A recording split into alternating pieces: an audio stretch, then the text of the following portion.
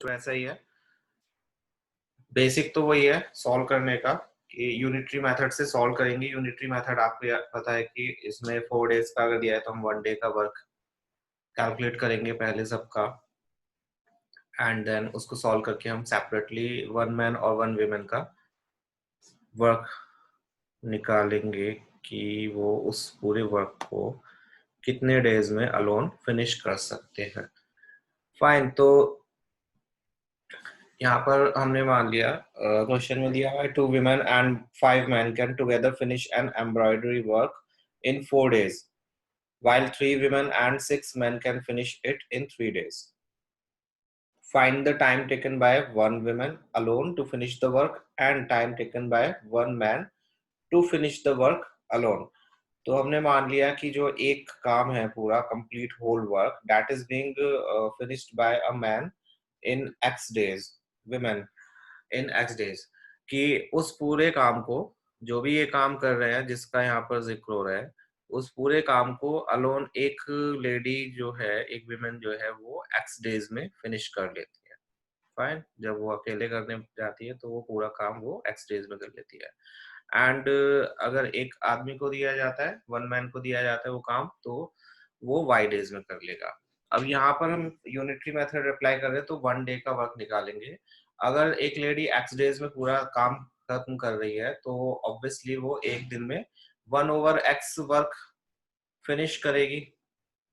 याद है ये कैसे सबको कि यूनिटरी मेथड में हम कैसे एक काम को पूरा 1 यूनिट कंसीडर करते हैं और उसके हिसाब से हम कैलकुलेट करते हैं। 1/x कैसे आए ये सबको पता है? प्लीज बताओ यस और नो करके, तभी मैं आगे मूव करूंगा।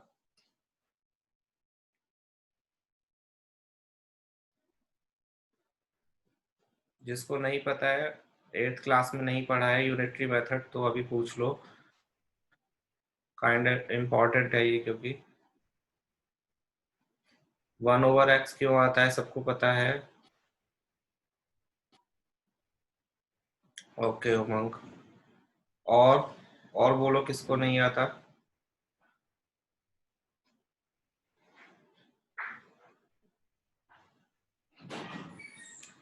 इतने सारे लोगों, सब जवाब दो।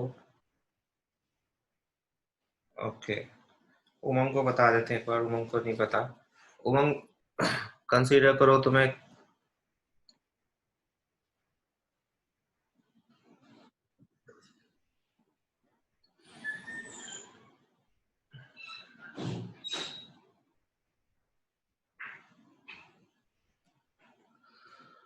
उमंग क्लास छोड़कर चले गया, रीजॉइन।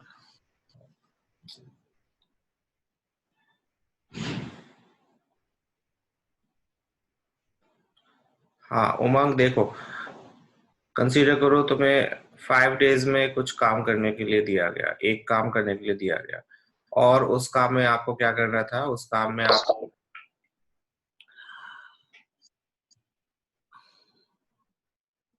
उमंग है भी है वैसे ही मैं बता रहा हूँ। यस, उस काम में आपको एक दिन में या उन्होंने बोला कि आपको 5 डेज में 60 पुशअप्स मारने, एक्सरसाइज करने, पुशअप्स मारने, ठीक है। 5 डेज में 60 पुशअप्स, ना ज्यादा नहीं है, ठीक है। 60 पुशअप्स इन 5 डेज, और जो तुम्हारे पुशअप्स मारने का जो वो होगा रेट होगा, वो पर डे इक्वल होगा। तो अगर 60 डेज में 60 पुशअप्स 5 डेज में आप करोगे तो 1 डे में कितने पुशअप्स होंगे आपके? 1 डे में पुशअप करने के लिए आप 60 को किससे डिवाइड करोगे? 5 से डिवाइड करोगे, मीन्स 12। यानी कि आपने जो टोटल वर्क है उसको किससे डिवाइड करा? टाइम से डिवाइड करा। यहाँ पर टोटल वर्क हमने एक काम लिया, 1 होल वर्क, और उसको कंप्लीट करने में उस लेडी को एक्स डेज लग रहे हैं, तो 1 डे में वो कितना कंप्लीट करेगी काम? 1/x work divided by time. Clear उमंग?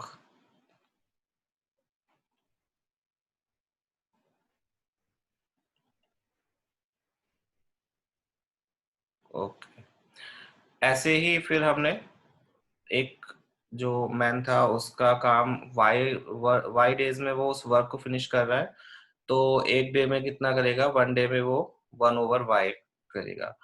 अब सबसे पहले केस वन आता है जिसमें 2 विमेन है और 5 मैन है। एक लेडी का काम 1/x है वन डे का, तो 2 लेडीज का काम कितना होगा।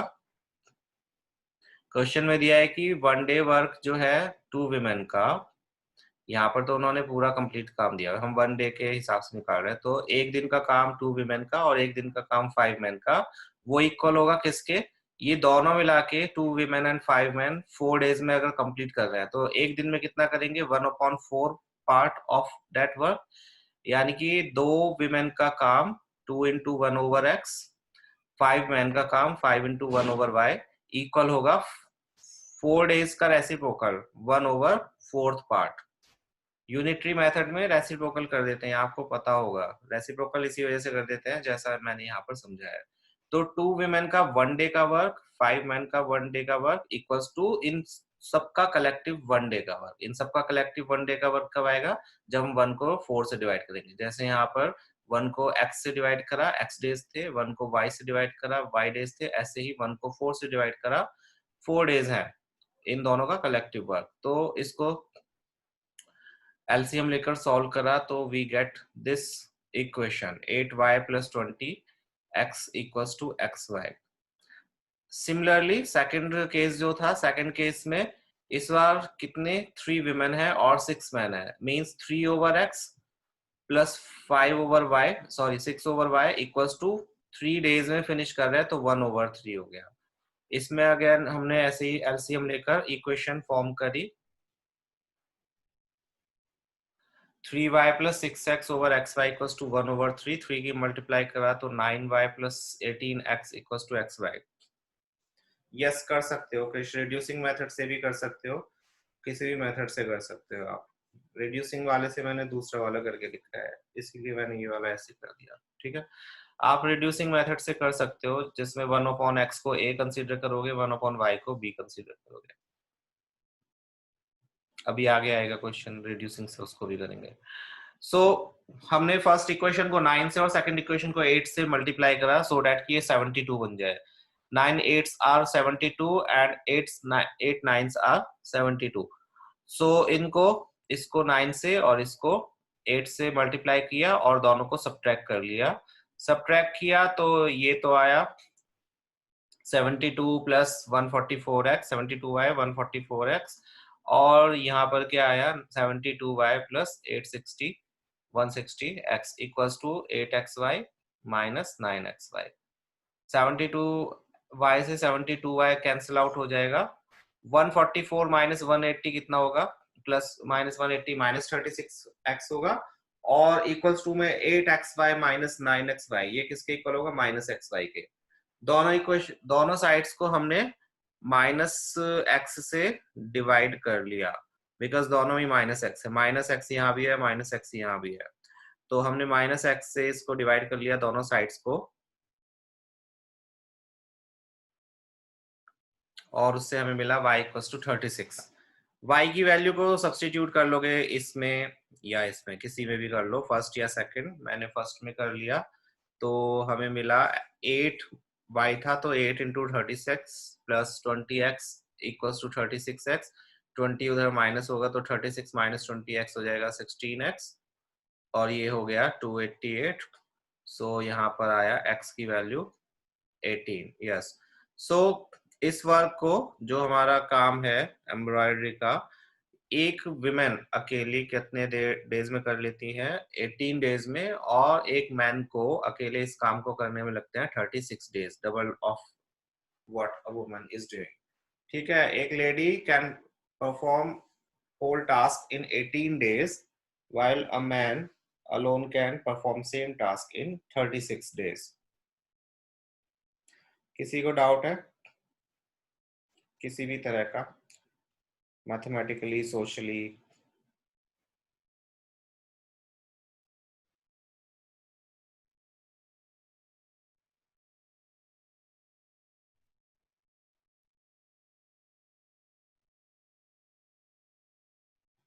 Good.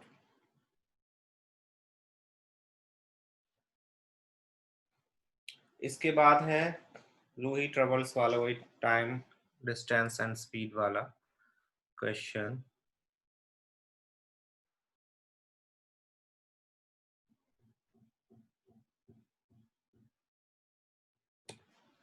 Loohi travels 300 kilometers to her home, partly by train and partly by bus.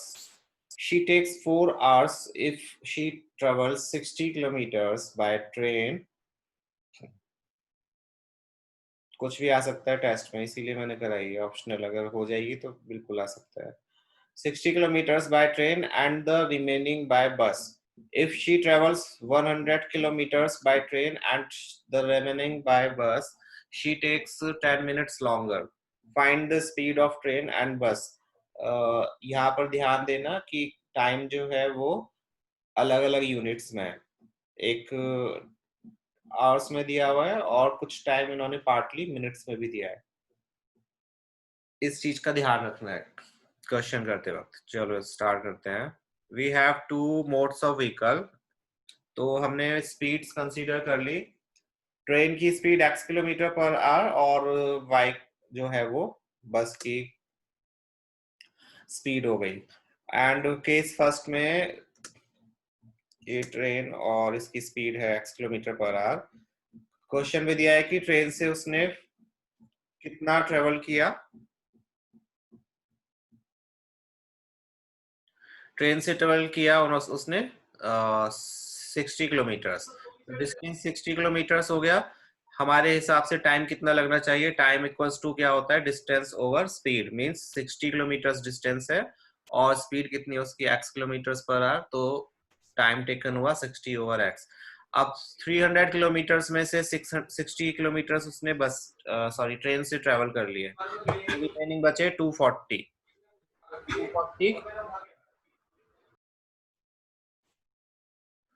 240 kilometre speed of बस है y किलोमीटर्स पर आवर, और डिस्टेंस ट्रेवल किया उसने 240 किलोमीटर्स बस से। तो इसमें इसको टाइम कितना लगा होगा? 240 over y, distance upon speed.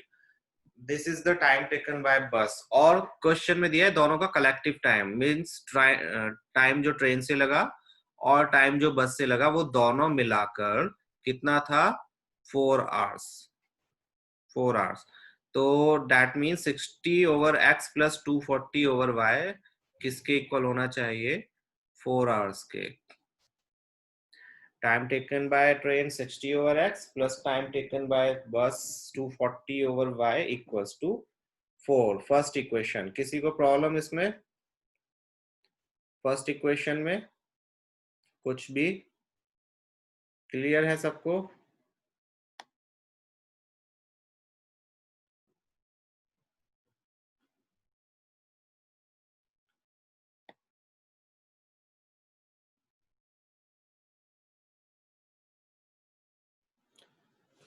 ठीक है, let's move to second equation, जो कि सेम ऐसे ही बन जाएगी।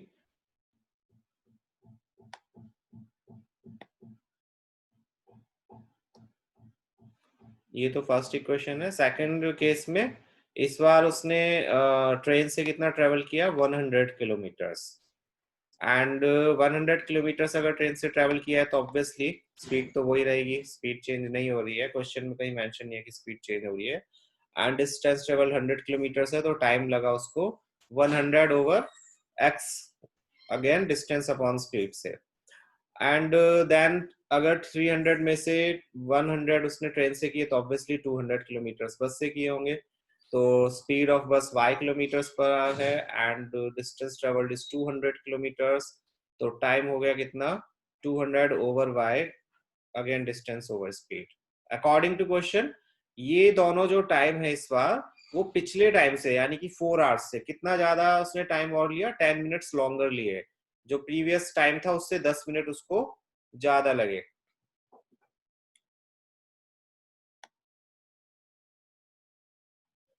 हाँ कर सकते हैं और करेंगे भी अभी, लेकिन रिड्यूस करने के बाद में।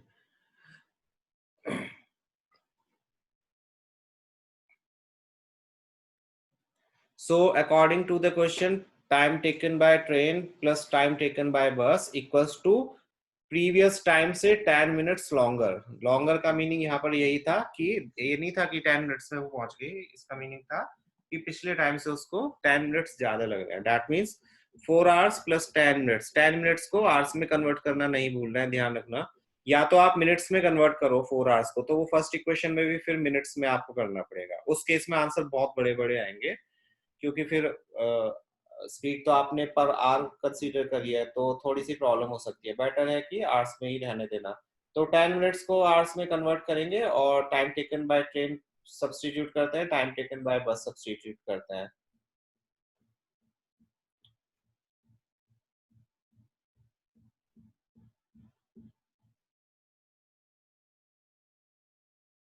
टाइम टेकन बाय ट्रेन है 100 over X, time taken by bus है 200 over Y plus equals to 4। और 10 मिनट्स को आवर्स में कन्वर्ट करने के लिए हम 60 से डिवाइड करेंगे, जिससे हमें 1/6 मिलेगा।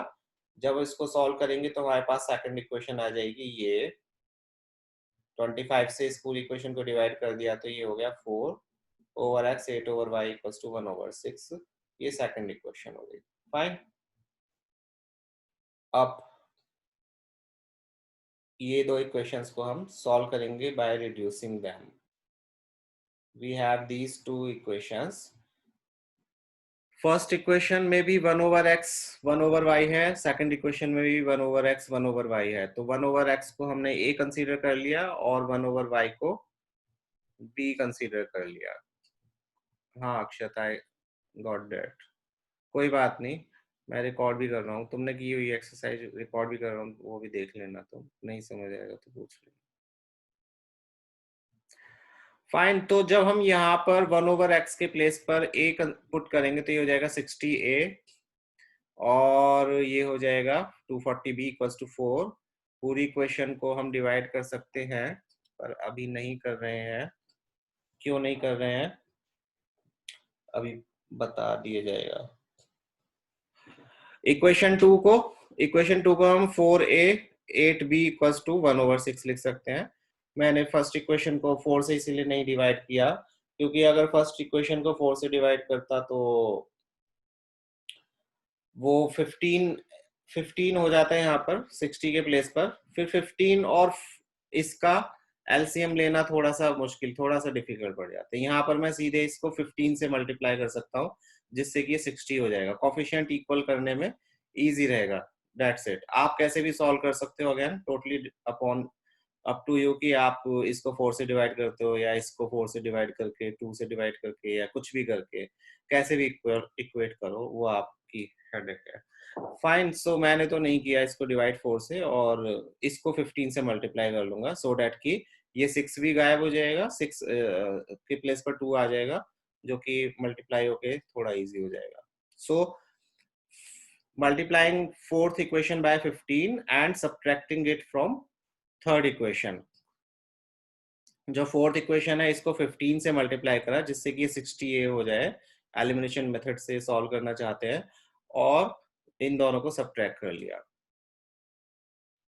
तो ऐसा करने से हमें क्या मिला, 60a plus 240b minus 60a plus 15 8 or 120b and यहाँ पर 4 के प्लेस पर 4 आया, और 1/6 को 15 से मल्टीप्लाई करेंगे तो 5/2 आएगा। फाइन। 60a से तो 60a कैंसिल आउट हो जाएगा। 240b माइनस 120b कितना बचा, 120b, और 4 माइनस 5/2 कितना होता है, 3/2। क्रॉस मल्टीप्लाई करा, 120 को उधर ले गए, तो हमारे पास आया b इक्वल्स टू 1/80। अब इस वैल्यू को, b की इस वैल्यू को हम सब्स्टिट्यूट कर देंगे फर्स्ट में, सॉरी थर्ड या फोर्थ में से किसी में भी। मैं थर्ड में कर देता हूँ, बिकॉज कैंसिल आउट होने के चांसेस हैं पूरे। 80 से 240 कैंसिल आउट हो जाएगा। तो substituting value of b in third, we get 60a plus 240 into 1/80 equals to 4। 80 से 240 डिवाइड होकर 3 देगा, तो 60a plus 3 equals to 4, और 60a equals to 1, और a equals to 1/60। तो b की वैल्यू है, a की वैल्यू है। अब हम b और a की वैल्यू सब्स्टिट्यूट करते हैं। a को हमने कंसीडर किया था 1/x, तो यहाँ 1/x इक्वल्स टू 1/60 हो जाएगा। 1/x equals to 1/60, cross multiply करा तो x की वैल्यू आ गई 60। सिमिलरली b के प्लेस पर 1/y सब्स्टिट्यूट किया तो 1/y इक्वल्स टू 1/80, y की वैल्यू आ गई 80। तो क्लियरली x यानी कि स्पीड ऑफ ट्रेन जो है वो कितनी है, 60 किलोमीटर्स पर आवर, और स्पीड ऑफ बस which is y, which was considered y, वो कितनी आई, 80 किलोमीटर्स पर आवर। क्लियर हो गया क्वेश्चन? किसी को प्रॉब्लम है?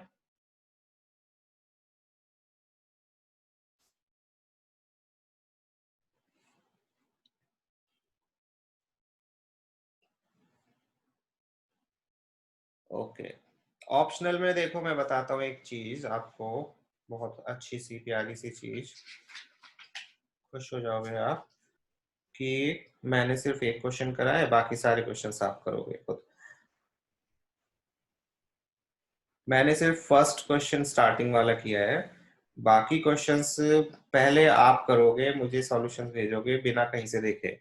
आपने देखो करके, देख के करके भेज दिया मुझे तो अच्छी बात है, मुझे पता चलेगा आपको तो आता है, तो मुझे, मैं करवाऊंगा ही नहीं। फाइन, खुद से करो ट्राई करना मतलब, और मुझे सॉल्यूशंस भेजना। गलत है या सही है वो मैं देखूंगा। ईच एंड एवरी स्टूडेंट जो आज प्रेजेंट है, उनको सभी को सॉल्यूशंस मुझे इन क्वेश्चंस के भेजने होंगे, जो जो मैं अभी स्किप कराऊंगा। आप मुझे सॉल्यूशन भेजोगे तभी मैं उनको सॉल्व कराऊंगा, अदरवाइज नहीं कराऊंगा। आई विल कंसीडर कि आपको आते हैं और आपने कर लिया, और ये रिकॉर्डिंग है मेरे पास, तो आप इस चीज को बाद में कह भी नहीं सकते कि सर आपने कहा ही नहीं था।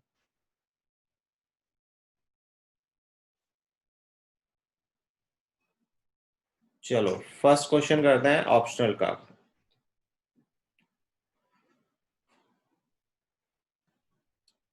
फर्स्ट क्वेश्चन है, इसमें 4 पर्सन दिए हुए हैं आपको, 4 subjects. The ages of 2 friends Annie, Biju and उनके रिलेटिव्स, ब्लड रिलेशंस। किसके पापा है? धर्म। धर्म है किसके पापा? एनी के पापा।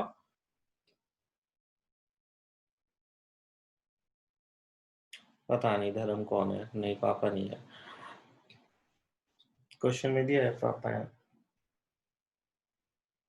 नहीं दिया। कैथी और धर्म है, ठीक है। 4 सब्जेक्ट है आपके। इसमें बोला है सबसे पहले, the ages of 2 friends Annie and Biju differ by 3 years, ठीक है। लास्ट में क्वेश्चन के एनी और बीजू की एज उन्होंने पूछी है, तो हम एक्स और वाई एज कंसीडर कर लेते, प्रेजेंट एज एनी और बीजू की। ये एनी है, इनकी एज है कितनी? X years, present age. Okay. और ये है बीजू, इनकी एज है प्रेजेंट एज वाई ईयर्स। अब क्वेश्चन में बोला इनकी एज का डिफरेंस 3 इयर्स है। इनकी एज का डिफरेंस 3 इयर्स दिया है, बट हमें ये नहीं पता कि एनी बड़ी है या फिर बीजू बड़े हैं।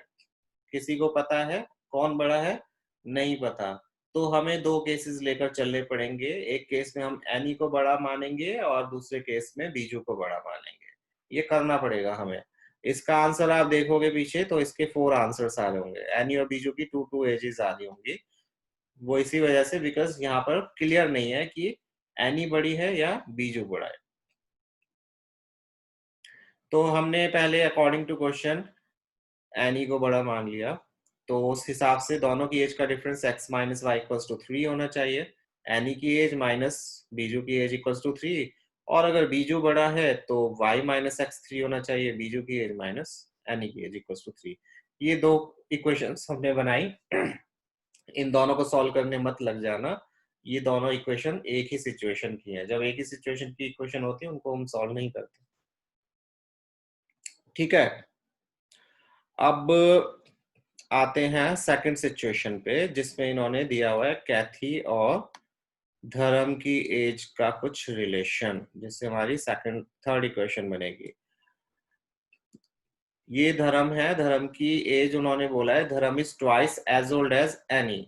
एनी की एज एक्स है, तो धर्म की एज कितनी हो जाएगी? ट्वाइस यानी कि 2x। देखो 4 वेरिएबल तो ऑब्वियसली आप नहीं लोगे, 4 वेरिएबल्स को कैसे सॉल्व करेंगे, नहीं हो पाएंगे। तो एक्स की टर्म्स में उन्होंने रिलेशन दिया हुआ है धर्म और एनी की एजेस का, तो उसको हमने अप्लाई किया। धर्म की एज एनी की एज की ट्वाइस है, मींस 2x है। एंड कैथी की एज, जो बीजू है वो कैथी का ट्वाइस है। अगर बीजू कैथी की एज का ट्वाइस है तो कैथी बीजू की एज की हाफ होगी ऑब्वियसली। कैथी की एज बीजू की एज की half means y/2, present age की हाफ। ऑल्सो क्वेश्चन में दिया है कि धर्म की एज और कैथी की एज का जो डिफरेंस है वो कितना है, 3 years, नहीं 3 नहीं, कितना, 30 years।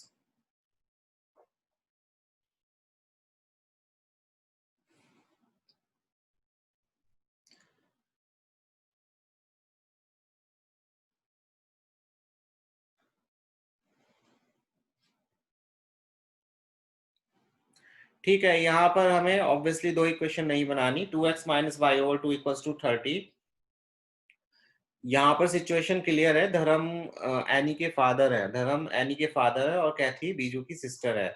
अगर एनी और बीजू की सिस्टर, बीजू का एज डिफरेंस 3 है, तो ऑब्वियसली बीजू की जो सिस्टर होगी वो धर्म एनी के फादर से तो छोटी ही होगी, बड़ी तो नहीं हो सकती। तो इसीलिए यहाँ पर सिर्फ एक ही इक्वेशन बनेगी, 2x minus Y over 2 equals to 30। Means Dharam की एज माइनस कैथी की एज इक्वल्स टू 30 years। अब हमारे पास ये, इसको हमने 2 से मल्टीप्लाई कर दिया और ये इक्वेशन आई, थर्ड इक्वेशन। अब हम दोनों केसेस लेकर इन इक्वेशंस को सॉल्व करेंगे। सबसे पहला हमारा जो केस होगा वो होगा this equation and this equation. इन दो को कंसीडर करेंगे जिसमें कैथी बड़ी है, सॉरी एनी बड़ी है और बीजू छोटा है। तो इन दो इक्वेशंस को हमने कंसीडर किया। केस 1, जब एनी इज ग्रेटर और older than Biju, Ann is older than Biju, तो हमारे पास ये दो इक्वेशन है, this equation and this equation.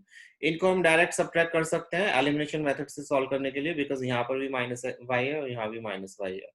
Coefficients तो हमें इक्वल करना ही नहीं है, बस एडिशन सब्ट्रैक्शन करना है। इस केस में सब्ट्रैक्शन होगा।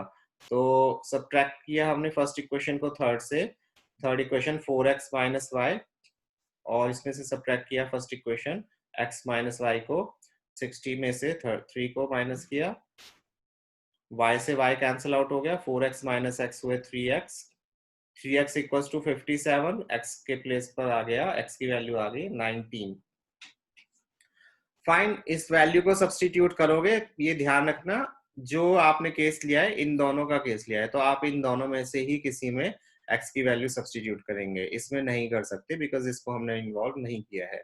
सो फर्स्ट में हम सब्सटीट्यूट कर देते हैं वैल्यू x की 19, 19 minus Y equals to 3, transpose करके सॉल्व करोगे तो y की वैल्यू आ जाएगी 16। फाइन, तो ये तो हो गया हमारा फर्स्ट केस जिसमें हमने x और y की वैल्यूज फाइंड आउट करी, 19 and 16 years। Now let's go to move to case second. ये सेकंड केस है, not first case. Second case जिसमें किसकी एज ज्यादा थी, बीजू की एज ज्यादा थी, y minus X equal to 3। इस केस में अगेन इन दोनों इक्वेशंस को ऐड कर सकते हैं। देखो this equation and this equation, यहाँ पर y पॉजिटिव है, यहाँ पर y नेगेटिव है, कोफिशिएंट्स इक्वल है, तो दोनों को ऐड कर देते हैं। y माइनस एक्स, यस, उन्होंने अगर सिचुएशन नहीं दी है, क्लियर नहीं करी है, तो तुम्हें 4 क्या 10 भी निकालने पड़ सकते हैं। They can give you any situation. That's the beauty of these questions. Optional में है तो कुछ ना कुछ डिफरेंट चीज होगी ही इसमें। सो इनको ऐड किया, y से y कैंसिल आउट हो गया, बचा 4x minus x 3x equals to 60। 3 उधर चला जाए, ये आ गया, और x 3 उधर गया ट्रांसपोज होकर, तो x की वैल्यू आई 21। दैट मीन्स जब x की वैल्यू हम 21 इसमें पुट करते हैं, फर्स्ट सेकंड में या थर्ड में से किसी में एक में, सेकंड में करते हैं, सेकंड में की तो y की वैल्यू आ गई हमारे पास 24। तो इसका मतलब हुआ कि जब, जस्ट सेकंड,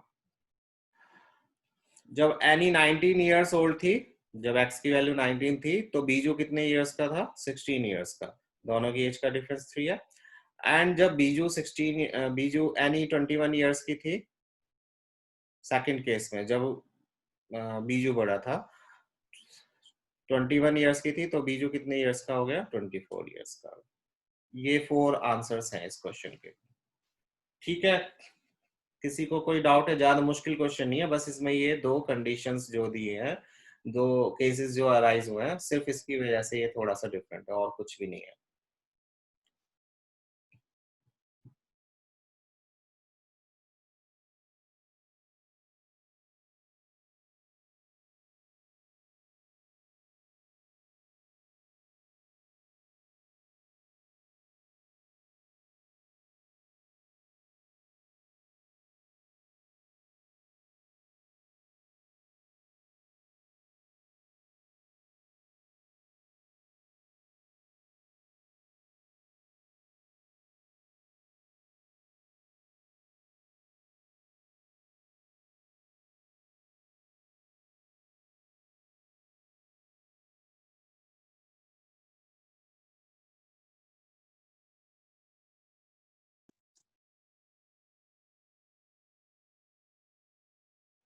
ओके, मैं व्हाइट बोर्ड शेयर करता हूँ जिसपे मैं थोड़ा सा तुम्हें ओवरव्यू दे दूंगा इन प्रॉब्लम्स का जो तुम्हें करनी है। थोड़ी सी हेल्प मैं करूंगा, बाकी फिर काम आप खुद करके देखोगे।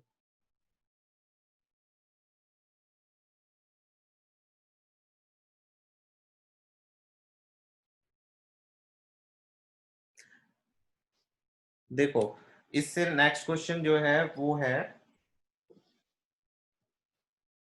ये तो आप खुद भी कर सकते हो। वैसे मैंने ऐसा क्वेश्चन दिया भी था स्टूडेंट्स वाला, कि दो सेक्शंस हैं ए और बी, उसमें कुछ स्टूडेंट्स ए से जाकर बी में मिल जाते हैं, और बी में से कुछ कुछ ऐसा क्वेश्चन था, अगर याद हो तो वो आपने कर भी लिया था। उसी तरह से मैंगो वाला क्वेश्चन है। इसमें बोला है मैंगो है क्या है, नहीं मूव मनी वाला है। इसमें बोला है कि कोई एक पर्सन है, दो फ्रेंड्स मान लो। अपनी नोटबुक लेकर बैठना, मैं लिख के बता रहा हूँ तो थोड़ी हेल्प मिल जाएगी तुम्हें क्वेश्चन फॉर्म करने में। हो सकता है मैं एक क्वेश्चन भी फॉर्म कर दूं, आपको सिर्फ सॉल्व करना हो।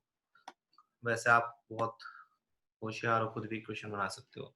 यहाँ पर दो आपके पर्सन है, एक ए है मान लिया और एक बी है। इनके पास कुछ मनी है, सपोज किया ए के पास एक्स रुपीज है और वाई के पास, बी के पास वाई रुपीज है। ओके, तो फर्स्ट सिचुएशन में ए ने बोला give me 100 friend, I shall then become twice as rich as you. कि अगर ए ने बी से कहा कि अगर तुम मुझे अपने 100 रुपीज दे दो, अपने रुपीज में से 100 रुपीज दे दो, तो मेरे पास जो मनी होगी वो तुम्हारी मनी से ट्वाइस होगी। अब अगर y ने इसको 100 रुपीज दिए हैं, तो x के पास x के पास x प्लस 100 हो गए, और y के पास कितने बचे होंगे? y minus 100। इसके पास b के पास कितने बचे? y माइनस 100, है ना? तो इस केस में उसने बोला कि जो a की मनी है वो b की मनी की ट्वाइस हो जाएगी। कब हो जाएगी? जब y b अपने y रुपीज में से 100 रुपीज x a को दे देगा। तो ए की मनी x प्लस 100 हो जाएगी, और बी की मनी y माइनस 100, और ए की जो मनी है वो बी की उस वक्त की मनी की ट्वाइस हो जाएगी। तो एक इक्वेशन ये बनेगी। समझे? बताओ, बोलो बोलो। फर्स्ट इक्वेशन इससे बनेगी। दोबारा बताओ, या क्लियर है? यस नो, ऑल क्लियर, सो गए, जग रहे हैं, कुछ भी लिखो।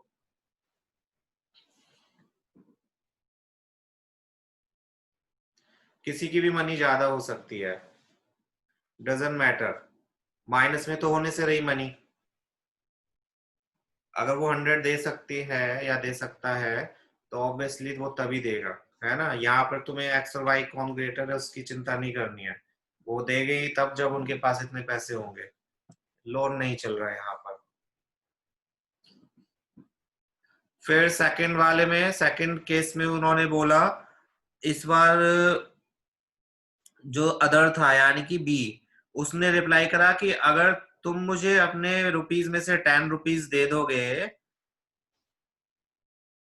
तो मैं तुम्हारी जो मनी बचेगी उसका 6 टाइम्स रिच हो जाऊंगा। मतलब मेरे पास जो मनी होगी तुम्हारी मनी की 6 टाइम होगी। इस बार उसने एक्स एक्स मनी में से, जो उसके पास इनिशियली मनी थी के पास, उसमें से 10 रुपीज मांगे। मीन्स इसके पास 10 रुपीज कम हो गए। और y के पास हो गए 10 रुपीज ज्यादा, b के पास 10 रुपीज ज्यादा हो गए, यानी कि y प्लस 10। इस केस में b ने बोला कि जब तुम मुझे 10 रुपीज दे दोगे तो मेरे पास जो मनी होगी वो तुम्हारी मनी से कितनी ज्यादा होगी, 6 टाइम्स होगी। ये सेकंड इक्वेशन। समझ गए?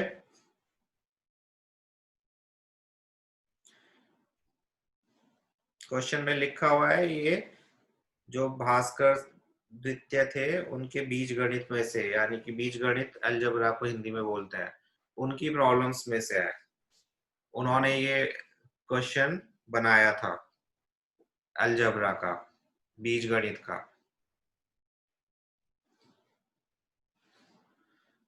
तो ये दो इक्वेशंस बन जाएंगी, इनको सॉल्व कर लोगे? किसी को कोई प्रॉब्लम आएगी इन्हें सॉल्व करने में? अगर 10 रुपए देने से इतना बड़ा हेरफेर हो रहा है तो समझ जाना आंसर ज्यादा बड़ा नहीं आएगा इसका, 2 डिजिट का ही आंसर आना चाहिए मेरे हिसाब से, 2 और 3 डिजिट का, बस इससे ज्यादा नहीं। अगर 10 रुपीज देने से 6 टाइम्स मनी हो रही है तो ऑब्वियस सी बात है 1000 लैक्स में तो बात नहीं होगी। 10 रुपए देने से किसी के 1000 या लैक्स रुपीज 6 टाइम्स नहीं हो सकते। चलो तो इसकी इक्वेशन बन जाएगी, और भी लोग रिप्लाई कर दिया करो प्लीज। लुक्स लाइक कि सब ऑन करके सेशन और लेटे हुए टीवी देख रहे हो या फिर कुछ खा पी रहे हो म्यूट करके, पता नहीं सुन भी रहे हो या नहीं सुन रहे हो। फाइन। टेस्ट में जब क्वेश्चन दूंगा तो मेरे को मत बोलना सर हमने तो करा नहीं था, हमारे ये हो गया था वो हो गया था। जिन्होंने अटेंड नहीं करी है क्लास उनके लिए भी होगा ये टेस्ट में क्वेश्चंस। आई एम श्योर वो बहुत इंटेलिजेंट बच्चे, उनको आता है सब कुछ, that's why they didn't join the session today. चलो नेक्स्ट क्वेश्चन पे मूव करते हैं। नेक्स्ट क्वेश्चन ये थोड़ा सा डिफिकल्ट है, हॉट्स का क्वेश्चन है। थर्ड क्वेश्चन, हॉट्स के क्वेश्चन तुम्हें पता है थोड़े से डिफिकल्ट होते हैं, और हॉट्स के क्वेश्चन बहुत रेयर चांसेस होते हैं जो बोर्ड के एग्जाम में है। रेयर चांसेस में भी वही क्वेश्चंस होते हैं जो थोड़े इजी होते हैं, हॉट्स वाले भी थोड़े से इजी क्वेश्चंस भी होते हैं वो आते हैं, ऐसे नहीं आएंगे कि जो बिल्कुल सर के ऊपर से ही निकल जाए। ये भी टाइम और डिस्टेंस वाला है, डिस्टेंस स्पीड वाला है। इसमें एक ट्रेन है, इस बार इन्होंने ना तो डिस्टेंस दिया हुआ है जो डिस्टेंस ट्रेवल्ड है, और ना ही दी हुई है स्पीड दोनों ट्रेन की, तो दो वैल्यूज मिसिंग है। प्रीवियस जो क्वेश्चंस करे थे उसमें एटलीस्ट हमें डिस्टेंस पता था जिसके बेस पर हमने टाइम कैलकुलेट कर लिया था एक्स और वाई की फॉर्म में और उसको इक्वेट कर लिया था। बट यहाँ पर इस बार इन्होंने ना तो स्पीड दी हुई है और ना ही दिया हुआ है डिस्टेंस। तो ऐसे केस में हम क्या करेंगे, सॉरी इसको क्लियर कर देता हूं मैं। हाँ यहाँ पर आप पहले कंसीडर करोगे कि जो स्पीड है ट्रेन की, इसमें दिया हुआ है अ train covered a certain distance at a uniform speed. If the train would have been 10 kilometers faster, it would have been taken 2 hours less than the scheduled time. And if the train, तो object यहाँ पर एक ही है, इस बार train है, ठीक है। Train की स्पीड स्लोअर है कुछ केसेस में और कुछ केस में फास्टर है। हमने मान लिया ट्रेन की जो एक्चुअल स्पीड होगी वो x होगी, x किलोमीटर्स पर आवर, ये उसकी एक्चुअल स्पीड है। एक्चुअल स्पीड है और डिस्टेंस तो हमें दिया नहीं है, लेकिन उसने ये बोला है कि अगर ट्रेन की स्पीड 10 किलोमीटर्स फास्टर होती, एक केस में ट्रेन की स्पीड 10 किलोमीटर्स फास्टर होती तो क्या होता, तो ये होता कि वो जो शेड्यूल टाइम था उससे 2 आवर्स लेस लेती, यानी कि जो टाइम उसको इस स्पीड से लग रहा था इस स्पीड से उसको 2 आवर्स कम लगते। अब डिस्टेंस तो है नहीं, हम टाइम को कैसे निकाले? डिस्टेंस देखो,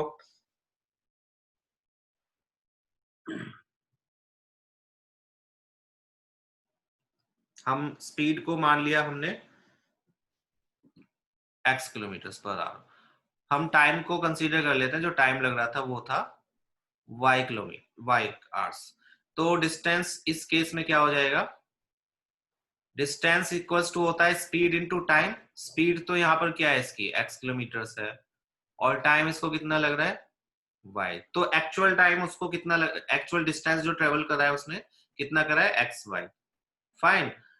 अब इस केस में अगर देखें डिस्टेंस क्या होगा, इस केस में डिस्टेंस होना चाहिए, स्पीड तो है ये x प्लस 10, और टाइम उसको कितना लग रहा है पिछले टाइम से 2 आवर्स लेस, यानी y माइनस 2। और distance, sorry speed into time किसके इक्वल होता है, डिस्टेंस के। डिस्टेंस तो सेम ही होगा ऑब्वियसली, वो सेम ही डिस्टेंस की बात कर रहे हैं। तो जो हमारा सेम एक्चुअल डिस्टेंस था वो कितना था एक्स वाई, तो ये जो डिस्टेंस ये किसके इक्वल होना चाहिए, एक्स वाई के इक्वल होना चाहिए। फर्स्ट सिचुएशन से speed into time equals to distance, distance तो सेम ही रहेगा, डिस्टेंस चेंज नहीं हो रहा है, क्वेश्चन में कहीं नहीं लिखा है कि डिस्टेंस चेंज हुआ है। दूसरे केस में उसने बोला कि अगर इसकी स्पीड कितनी कम हो जाती, if speed was slower then 10 kilometre per our, इस बार इसकी स्पीड पिछली स्पीड से 10 किलोमीटर कम हो गई, तो अब इसको जो टाइम लग रहा है वो 3 आवर्स मोर लग रहे हैं एक्चुअल टाइम से। फाइन, मींस y प्लस 3, ये उसको टाइम लग रहा है। तो अगेन हम डिस्टेंस कैलकुलेट करते हैं, यहां से डिस्टेंस इक्वल्स टू स्पीड जो कि x माइनस 10 है इस बार, इनटू टाइम, टाइम कितना लग रहा है उसको y प्लस 3, बट डिस्टेंस तो ऑब्वियसली सेम ही होगा, तो ये दोनों मल्टीप्लाई करके किसके इक्वल होने चाहिए, एक्स वाई के इक्वल होने चाहिए। तो ये फर्स्ट इक्वेशन होगी और ये सेकंड इक्वेशन। समझ आया थोड़ा थोड़ा, यहाँ कंफ्यूजिंग हो जाता है कई बार, क्योंकि ना तो डिस्टेंस दिया हुआ है ना ही टाइम दिया हुआ है एग्जैक्टली और ना ही स्पीड दी हुई है, तो उस केस में आपको ये लगेगा कि हम क्या करेंगे। बताओ किसी को प्रॉब्लम है इसमें तो। इक्वेशन फॉर्म करने में मेन चीज इक्वेशन फॉर्म करनी है, उसके बाद तो सब हो जाएगा।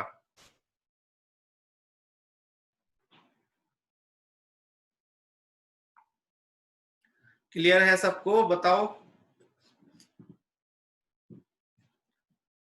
नालायक बच्चे कुछ काम नहीं करते घर पे, मैथ्स का काम एज इन नॉट झाड़ू पोछा। यस, तनिष्क कह रहा है यस नहीं करते, कर लो क्या करोगे। तनिष्क यही कहना चाह रहे हो।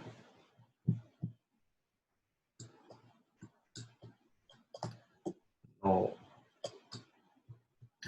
ठीक है, इन इक्वेशन को सॉल्व करके देखना, आंसर आ जाएगा। फाइन।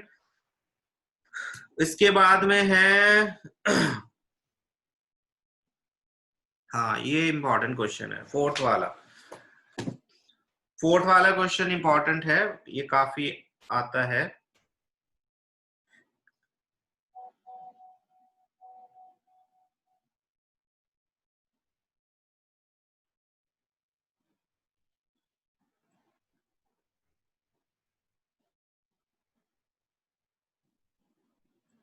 इसमें दिया हुआ है क्वेश्चन में, कुछ स्टूडेंट्स की बात है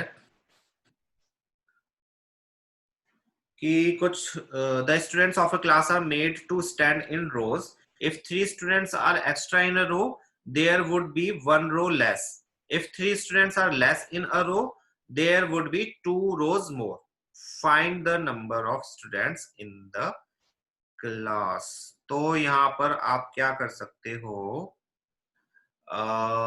देखो हमने मान लिया जो रोज हैं वो तो है एक्स, और जो कॉलम्स हैं, नहीं सॉरी, स्टूडेंट इन ईच रो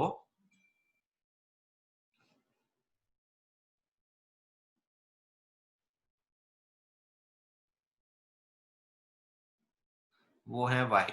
अब मेरे को ये बताओ, अगर एक्स रोज है, तुम्हारे स्कूल में प्रेयर के टाइम पे एक्स रोज लगती हैं और हर रो में वाई स्टूडेंट्स हैं, तो स्कूल में टोटल स्टूडेंट्स कितने हैं, कंसीडरिंग कि कोई भी एब्सेंट नहीं है बच्चा।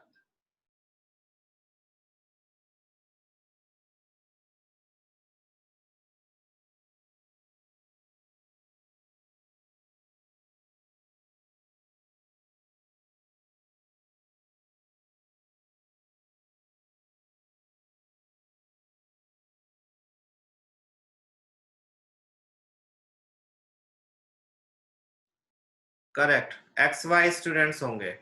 यस, तो टोटल स्टूडेंट्स कितने हो गए? X Y. Total students X Y. अब फर्स्ट सिचुएशन में उन्होंने बोला if 3 students are extra in a row, कि हर रो में जो स्टूडेंट्स हैं, एक रो में पहले वाई स्टूडेंट्स थे, अब रो में 3 स्टूडेंट्स उन्होंने कर दिए एक्स्ट्रा। तो क्या हुआ, जो रोज थी वो एक कम हो गई, एक रो कम हो गई, यानी कि अब रो कितनी हो गई? x-1। फाइन। अब रोज इतनी है, स्टूडेंट्स इन ईच रो इतने हैं, तो टोटल स्टूडेंट्स कितने होंगे? दिस मल्टीप्लाइड बाय दिस, है ना। और वैसे टोटल स्टूडेंट्स कितने हैं? X Y. तो ये किसके इक्वल होना चाहिए? एक्स वाई के इक्वल। स्टूडेंट्स तो सेम ही रहेंगे, वो चेंज नहीं होंगे। बस क्या हुआ, रोज कम हो गई, स्टूडेंट्स हर रो में ज्यादा हो गए। दोनों का मल्टीप्लाई करके, जैसे पहले x इंटू वाई करके एक्स वाई टोटल स्टूडेंट्स आया था, इस बार total students rows into students in each row equals to किसके होना चाहिए? एक्स वाई के, क्योंकि स्टूडेंट्स तो एक्स वाई ही हैं। स्टूडेंट्स बाहर से ना तो आए ना कोई गया, तो स्टूडेंट्स का नंबर एक्स वाई के इक्वल ही होगा। फर्स्ट इक्वेशन ये बनेगी।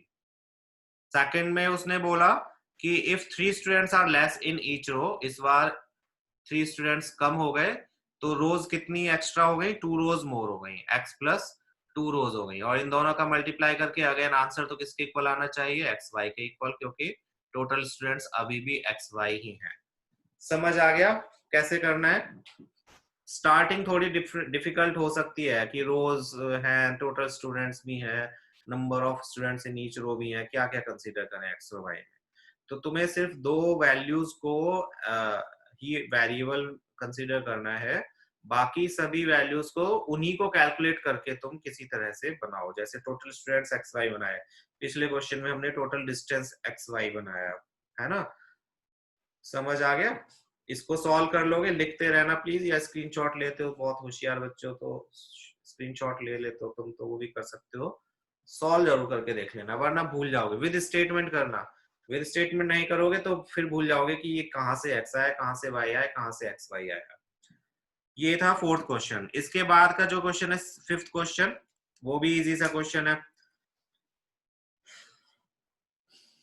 ये भी आ जाता है। फिफ्थ क्वेश्चन कई बार बोर्ड्स में आया है, फिफ्थ वाला क्वेश्चन।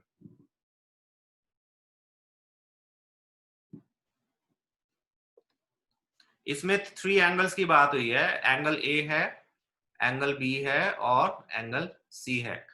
तो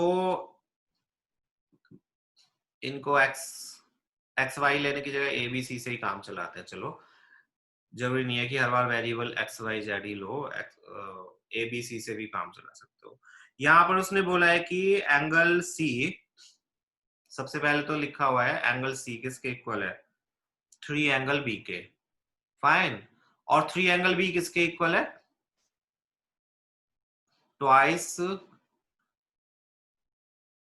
angle A plus angle B के। तो ऐसे केसेस में जब ऐसे 3 इक्वल्स टू के साइन दिए हो, पहले इनसे 2 इक्वेशन बनाओ जिसमें एक ही जैसी वैल्यूज कुछ कुछ आ रही हो। जैसे angle C equals to 3 angle B, एक इक्वेशन हमारी ये हमने बनाई, अभी प्रॉपर इक्वेशन नहीं है, but angle C equals to 3 angle B. और दूसरा angle C equals to twice angle A plus angle B, ये कर सकते हैं। साथ में आप देखो, angle A plus angle B plus angle C, तीनों का सम कितना होना चाहिए? 180। A angle A plus angle B की वैल्यू अगर यहां से देखोगे, इसको 2 को उधर ले जाओ, angle C over 2 angle A plus angle B. यहां पर हम सब्सटीट्यूट कर सकते हैं एंगल ए प्लस बी के प्लेस पर angle C over 2 plus angle C equals to 180। इसको सॉल्व करोगे तो 3 angle C equals to 360। Angle C की वैल्यू कितनी आ जाएगी? 120। इसको सब्सटीट्यूट, इसका 3 टाइम्स कर दोगे, एंगल बी कितना हो जाएगा? 120 इंटू 3 कितना हो जाएगा? नहीं, एंगल बी इसका सी का 3 टाइम्स है। Angle C, sorry, angle C equals to 3 times angle B. C के प्लेस पर सी की value 120 equals to 3 times B, तो बी की वैल्यू कितनी आ जाएगी 40, और फिर ए की वैल्यू इससे निकाल लो, ए प्लस बी किसके इक्वल था, angle A plus angle B equal था हाफ एंगल सी के, ए के प्लेस पर ए रहा, बी के प्लेस पर 40 आ गया, और एंगल सी का हाफ यानी कि 60, तो एंगल ए आ गया 20 का। इजी सा क्वेश्चन था, बस थोड़ी सी इन्हीं से तुम्हें इक्वेशंस फॉर्म करनी थी। एंगल्स का जब भी क्वेश्चन आएगा ध्यान रखना, एंगल सम प्रॉपर्टी से एक इक्वेशन बननी ही होगी, वो दूसरी सिचुएशन नहीं देंगे, उन्होंने बस एक ही सिचुएशन दी होगी जैसे इसमें दी हुई है, और बाकी दूसरी जो इक्वेशन होगी आपकी वो एंगल सम प्रॉपर्टी से बनेगी मोस्ट प्रोबेबली, या फिर कोई ऐसा जैसे पैरेललोग्राम है तो उस केस में एडजेसेंट एंगल्स का सम 180 डिग्री, कुछ इस तरीके की प्रॉपर्टी हिडन होगी जिससे तुम्हें सेकंड इक्वेशन फॉर्म करनी पड़ेगी। 6th क्वेश्चन ड्रॉ करने वाला ग्राफ ये आप खुद कर लोगे। बाकी बचा 7th क्वेश्चन। 7th क्वेश्चन का एक पार्ट मैं करके दिखा देता हूं, बाकी सब आप करोगे। ध्यान रखना 7th क्वेश्चन में एक्स और वाई की वैल्यूज आपको कैलकुलेट करनी है, बाकी सभी कांस्टेंट हैं। सपोज करो 4th पार्ट देख लो इसका, चलो 4th पार्ट थोड़ा बड़ा सा है। 4th पार्ट में दिया हुआ है a minus B X plus a plus B Y equals to a square minus 2ab minus B square. और सेकंड इक्वेशन दी हुई है, सेकंड इक्वेशन में यहां पर लिख रहा हूं, सेकंड इक्वेशन है a plus B multiplied by X plus Y equals to A square plus B square. तो पहले तो सेकंड इक्वेशन देखो हमारी प्रॉपरली लीनियर इक्वेशन की फॉर्म में नहीं है ना, ये तो है A X plus A one X plus B one Y equals to C one, ये हो गया पूरा ए वन, ये पूरा बी वन और ये पूरा सी वन। यहाँ पर बट ऐसा कुछ भी नहीं है, पहले मल्टीप्लाई करता है, ए की एक्स में करी मल्टीप्लाई ए एक्स, या फिर इसको आप सिंपली ऐसे भी लिख सकते हो, एक्स की मल्टीप्लाई ए प्लस बी में और y की मल्टीप्लाई a प्लस बी में, ज्यादा इजी रहेगा।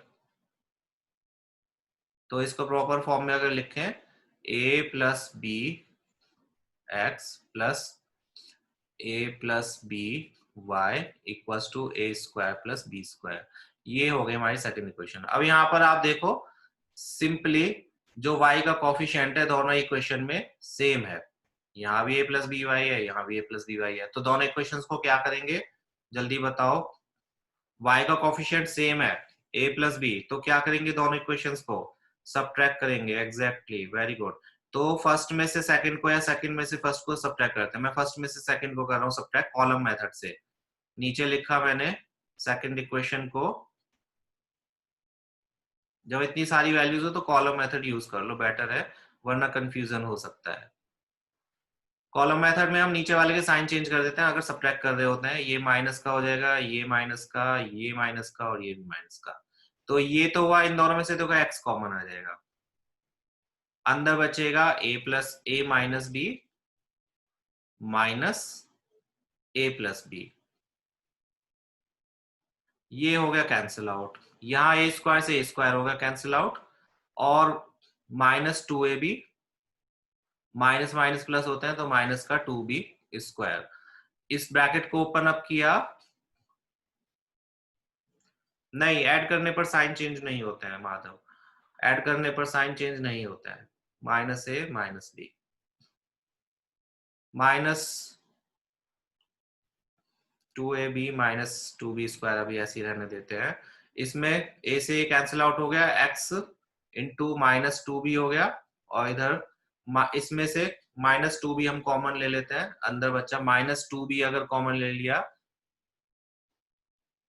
तो यहाँ बचा a plus b, minus common आ गया तो दोनों पॉजिटिव हो गए, 2 बाहर आ गया, b बाहर आ गया, यहाँ बचा a और यहाँ बचा एक b, तो माइनस 2b से माइनस 2b कैंसिल, तो a की वैल्यू आ गई, x की वैल्यू आ गई x a प्लस बी, इस वैल्यू को सब्स्टिट्यूट करोगे आप या तो फर्स्ट इक्वेशन में या सेकंड इक्वेशन में। फर्स्ट में कर लेते हैं, यहाँ पर फर्स्ट इक्वेशन थी a minus B into X, और a plus B into a plus B कितना हो जाएगा, a प्लस बी का होल स्क्वायर, x के प्लेस पर था, सॉरी मैंने y की वैल्यू रख दी, x के प्लेस पर आया a plus B, a plus B इधर है y, और इधर है a square minus 2ab minus B square, ये हो गया a square minus B square plus a plus B into Y equals to a square minus 2ab minus B square. Fine, तो यहाँ पर a स्क्वायर से तो a square cancel, b square से b square cancel, same sign है, तो a plus B into Y equals to बचा minus 2ab के, और y की वैल्यू आ गई minus 2ab upon a plus B. बस इससे आगे हम सॉल्व नहीं कर सकते। समझ आ गया कैसे करने वाले क्वेश्चंस? सिंपल है, बस ए बी जो भी दिए हुए हैं इनको कोफिशिएंट्स या कांस्टेंट की तरह ही आप कंसीडर करोगे। इजी क्वेश्चन है, कोई मुश्किल नहीं है। बस ध्यान रखना कहीं कहीं ऐसा हो सकता है किसी किसी क्वेश्चन में आइडेंटिटी लग रही होगी, जैसे यहाँ पर था, यहाँ पर अगर प्लस होता तो मैं इसमें a माइनस बी का होल स्क्वायर इसको लिख सकता था, है ना।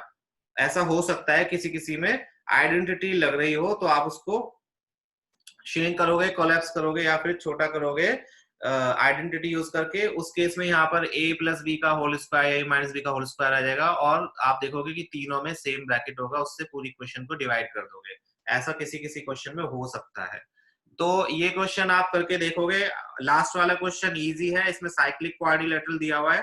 साइक्लिक क्वाड्रिलेटरल का, हाँ क्वेश्चन 8 ही बता रहा हूँ। साइक्लिक क्वाड्रिलेटरल की प्रॉपर्टी क्या होती है, बताओ कोई। What is the property of cyclic quadrilateral? इसका स्क्रीनशॉट ले लिया होगा अज्यूमिंग, और मैं इसको कर रहा हूँ डिलीट। छोटा सा क्वेश्चन है, क्वेश्चन 8। क्वेश्चन 8 में दिया है एक साइक्लिक क्वाड्रिलेटरल है, क्या प्रॉपर्टी होती है साइक्लिक क्वाड्रिलेटरल की? यस अरहम। तो यहाँ पर दो एंगल दिए हुए हैं, चारों एंगल दिए हुए हैं, एक्चुअली दो नहीं। ये तो एंगल दिया हुआ है कितना, 3y माइनस 5। ये एंगल दिया हुआ है कितना, -4x। ये एंगल दिया हुआ है कितना, -7x प्लस 15 5 सॉरी,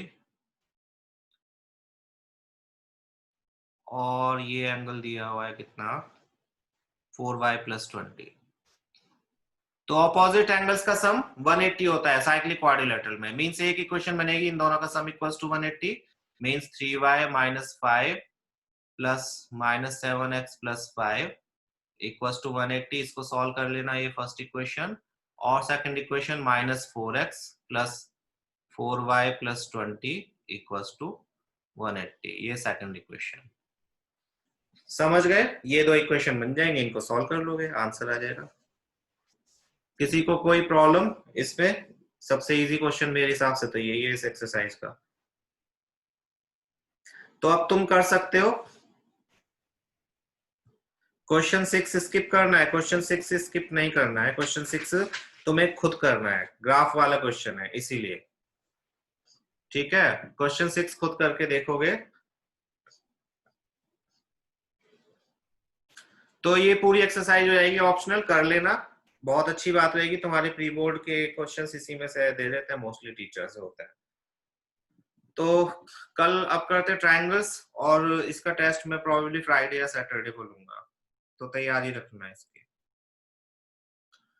जाओ मजे करो आज के लिए।